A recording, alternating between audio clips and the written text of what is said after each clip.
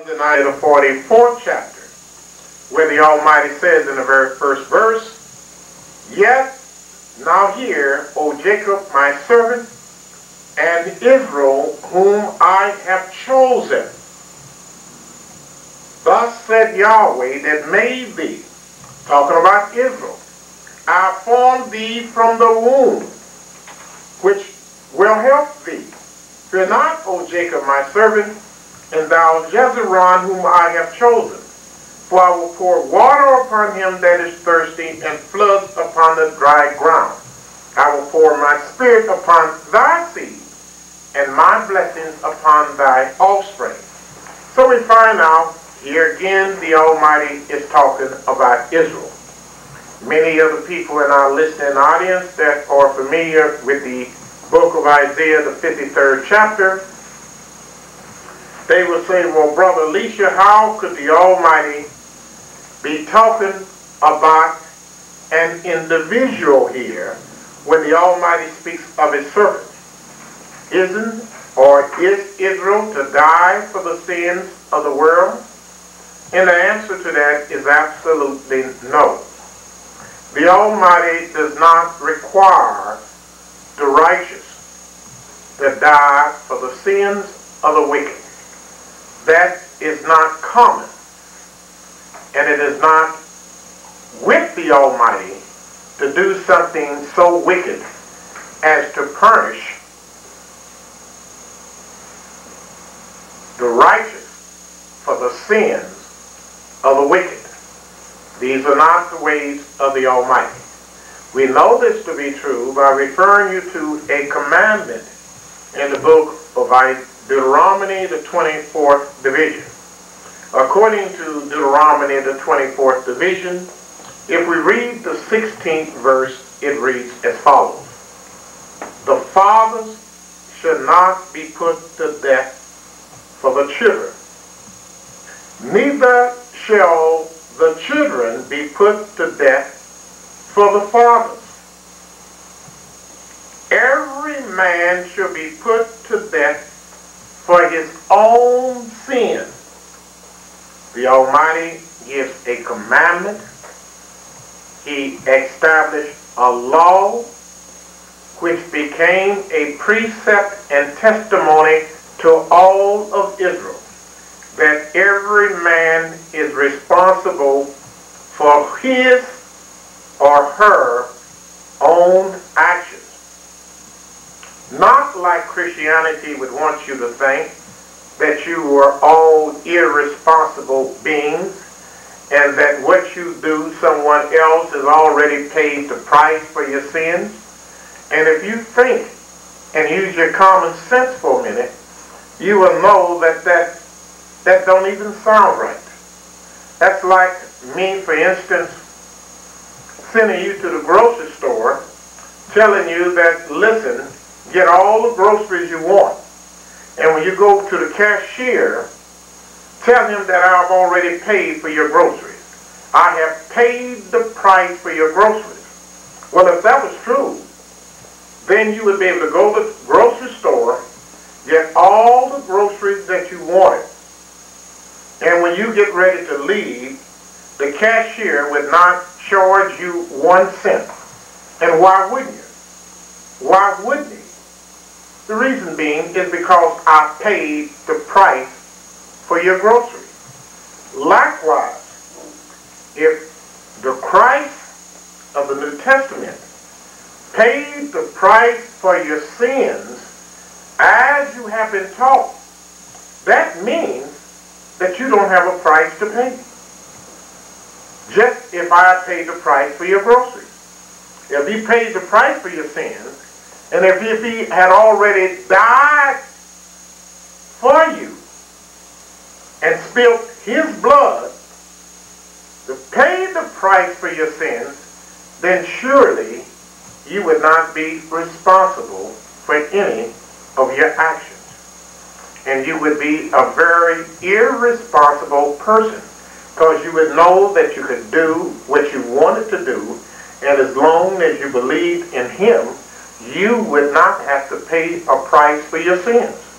And if the society that we live in believe that, then why do they send various people to jail when they commit a crime? If the judges truly believe that nonsense, when you were brought before him for killing or murdering or raping somebody, the first thing he would say, well, going home, you don't have to go to jail for 10 to 20 years because Christ has already paid your price. He would say that.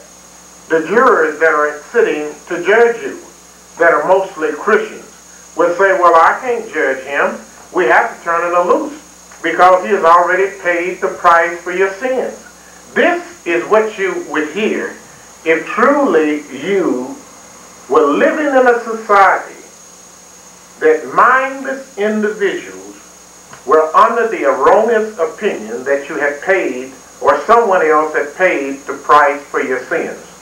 But most of the Gentiles that tell you those fables, they know that they are a lie. They know that it is a lie. And they know that every man is responsible for his and her actions. That's the reason they will charge you with any folly that you commit, and will bring you into the court and have you put your hands on the Bible and swear to tell the truth, the whole truth, and nothing but the truth. They will use it to make you swear to tell the truth because they want to know if you are responsible for your actions and if you did that particular crime or sin. So don't let nobody brainwash you that somebody has already paid the price for your sins. Someone else has already died for your sins, because these ways are strange from the Almighty. These are not the ways of the Almighty. The Almighty has already let us know that nobody can die for your sins. His own law in Deuteronomy 24:16 states that the father should not be put to death for the sins of the children. Neither should the children or your son or his son be put to death for your sins. And he said every man must die for his own sins.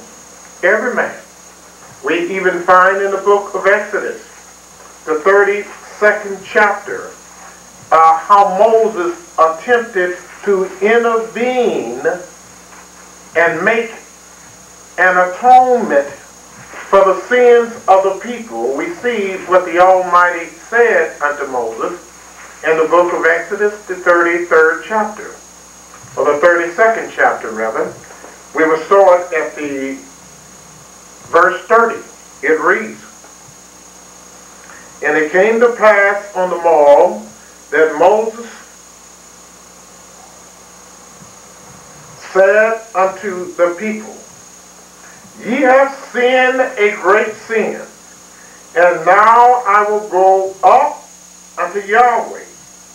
Pre-adventure, I will make an atonement for your sins. And Moses returned unto Yahweh and said, Oh, this people have sinned a great sin, and they have made them deities of gold. Yet now, if thou wilt forgive their sins, and if not, blot me, I pray thee, out of the book which thou hast written. And Yahweh said unto Moses, Whosoever hath sinned against me, him will I blot out of my book. Did you hear what the Almighty told Moses? Moses was a man that the Almighty talked to face to face, and he knew Moses as a man speaketh unto his friend. Moses was the most faithful man in all of his house, according to the book of Numbers, the 12th chapter. According to the book of Exodus 33 and 10, Moses was so close to the Almighty that the Almighty talked to Moses face to face as a man speaketh unto his friend. But nevertheless, when the most faithful, the most meekest man on this earth told the Almighty, forgive the people or either blot me out of your book, the Almighty replied, whosoever hath sinned against me, him will I blot out of my book.